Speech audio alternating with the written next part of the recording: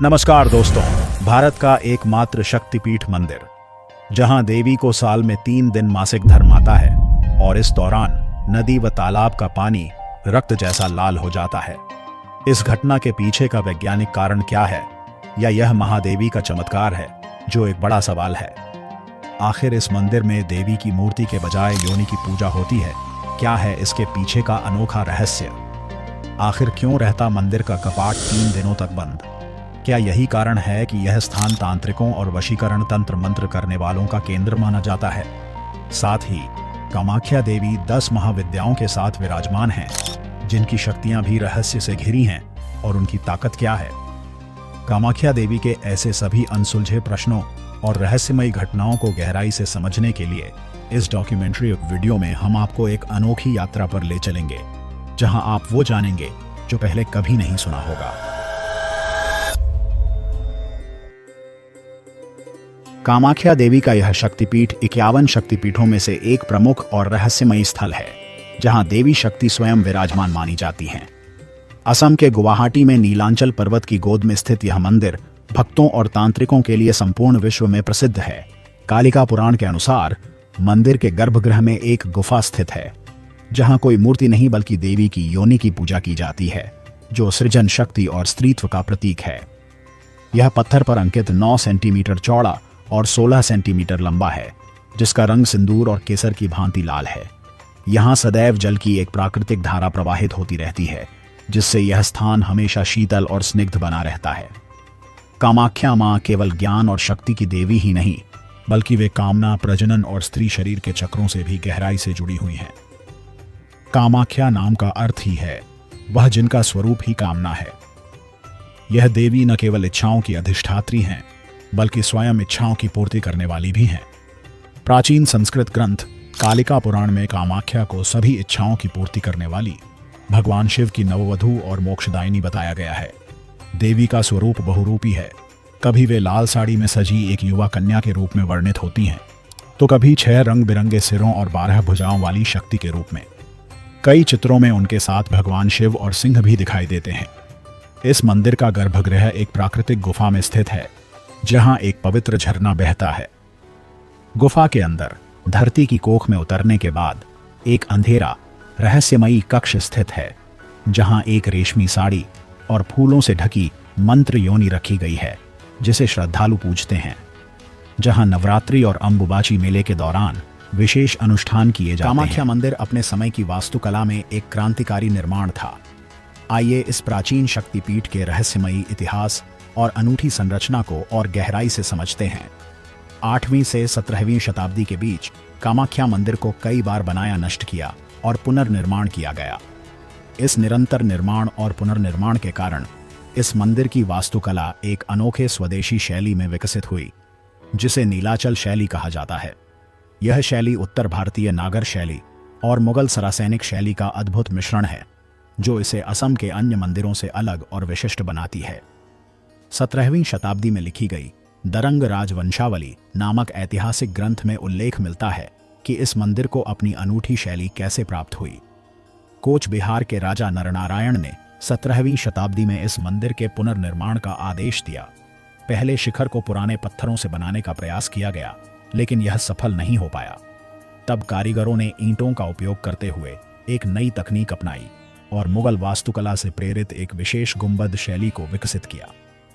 हालांकि मंदिर को पूरी तरह गुंबद के आकार का न बनाकर इसे 16 कोनों वाला बहुभुज बनाया गया, जिस पर सुंदर क्षैतिज पट्टियां उकेरी गईं। इस नई वास्तुकला ने असम में व्यापक लोकप्रियता प्राप्त की। कामाख्या मंदिर अपने समय की वास्तुकला में एक क्रांतिकारी निर्माण था, क्योंकि यह उत्तर पूर्व भारत का पहला मंदिर था जिसका भूतल पूरी तरह विकसित था। इस मंदिर में 5 प्रमुख कक्ष हैं और हर कक्ष की अपनी अलग विशेषता है। गर्भगृह यह मंदिर का सबसे पवित्र स्थान है, जहां माता कामाख्या की शक्ति स्वरूप विराजमान है। इसका गुंबद मुगल सरासैनिक शैली में बना है। अंतराल गर्भगृह और मुख्य कक्ष के बीच स्थित यह भाग पारंपरिक असमिया कुटिया की छत के समान 2 स्तरीय संरचना में बना है। जगमोहन यह मुख्य सभा कक्ष है, जहां श्रद्धालु देवी की आराधना करते हैं। भोगमंदिर इसे पंचतंत्र भी कहा जाता है, क्योंकि इसमें 5 गुंबद हैं और इसका आकार मुख्य मंदिर के समान है। यहाँ देवी के लिए भोग अर्पण किया जाता है। नृत्य मंडप यह कला और नृत्य प्रस्तुतियों के लिए बना एक विशेष कक्ष है। इसकी छत शंख के आकार की बनी हुई है, जिसका अंत एक बहुभुज संरचना में होता है। इस कक्ष को 1659 ईस्वी में अहोम राजा राजेश्वर सिंघा ने मंदिर में जोड़ा था। कामाख्या मंदिर की बाहरी दीवारों पर उकेरी गई अद्भुत मूर्तियां इसे और भी भव्य बनाती हैं। इन मूर्तियों में देवी देवताओं के साथ साथ प्रकृति, जीव जंतु और ज्यामितीय डिजाइन भी देखने को मिलते हैं। मंदिर की बाहरी दीवारों पर कई जीवन आकार की मूर्तियां उकेरी गई हैं, जिनमें भगवान शिव के विभिन्न स्वरूपों का विशेष चित्रण किया गया है।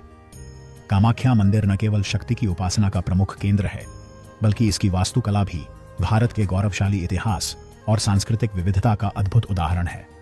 यह मंदिर शक्ति, तंत्र, कला और आस्था का एक अनुपम संगम है। भारत में तांत्रिक साधना का सबसे प्राचीन और शक्तिशाली केंद्र कामाख्या देवी मंदिर रहा है और आज भी यह अपनी आध्यात्मिक ऊर्जा के कारण तंत्र साधकों का मुख्य तीर्थ स्थल बना हुआ है।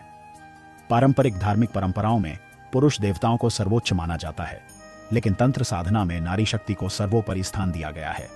यहाँ तांत्रिक अनुष्ठानों में महिलाओं की महत्ता विशेष रूप से उनके मासिक धर्म के दौरान की जाने वाली साधनाओं में बढ़ जाती है।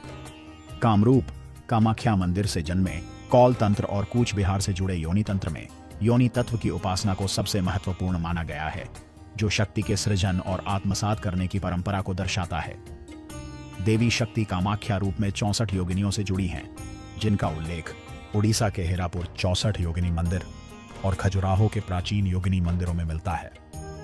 मान्यता है कि इस मंदिर में योग साधना में सिद्ध महिला साध्वियां निवास करती हैं, जिनकी संगति में साधना करने से योगिनी सिद्धि प्राप्त होती है। यही कारण है कि यहाँ तांत्रिक, अघोरी और शक्तिपीठ के साधक निवास करते हैं, जो रहस्यमयी तंत्र साधनाओं में लीन रहते हैं। हर वर्ष अंबुबाची मेले के दौरान लगभग 2 लाख से 2,50,000 श्रद्धालु यहाँ माता के दर्शन के लिए उमड़ पड़ते हैं, जिसमें तांत्रिक और अघोरी भी एकत्र होते हैं। जब मां कामाख्या रजस्वला होती हैं और मंदिर के गर्भगृह से बहने वाली जलधारा रक्तवर्ण हो जाती है। यह मेला तांत्रिक कुलों के लिए अत्यंत महत्वपूर्ण है, जहां गुप्त स्थानों में तपस्या करने वाले तांत्रिक इस दौरान बाहर आकर अपनी सिद्धियां जागृत करते हैं। लाल और काले वस्त्रों में लिपटे जटाओं से सुशोभित ये तांत्रिक देवी को प्रसन्न करने के लिए गूढ़ अनुष्ठान करते हैं। अंबुबाची मेला 3 दिनों तक चलता है। इस दौरान मंदिर के द्वार बंद रहते हैं और मां को विश्राम दिया जाता है। माना जाता है कि ब्रह्मपुत्र नदी तक इसकी शक्ति प्रवाहित होती है, जिसका जल भी इस दौरान रक्तिम आभा लिए रहता है। भक्तों को मंदिर में प्रवेश नहीं मिलता, लेकिन वे इस जलधारा में लाल वस्त्र भिगो सकते हैं, जिसे रक्त वस्त्र कहा जाता है और इसे देवी का दिव्य आशीर्वाद माना जाता है। चौथे दिन मंदिर के पट भक्तों के लिए खोल दिए जाते हैं और विशाल अनुष्ठानों के साथ देवी का आशीर्वाद प्राप्त करने की होड़ लग जाती है। यही रक्त वस्त्र प्रसाद के रूप में वितरित किया जाता है, जिसे शक्ति का प्रतीक मानकर श्रद्धालु अपने साथ ले जाते हैं।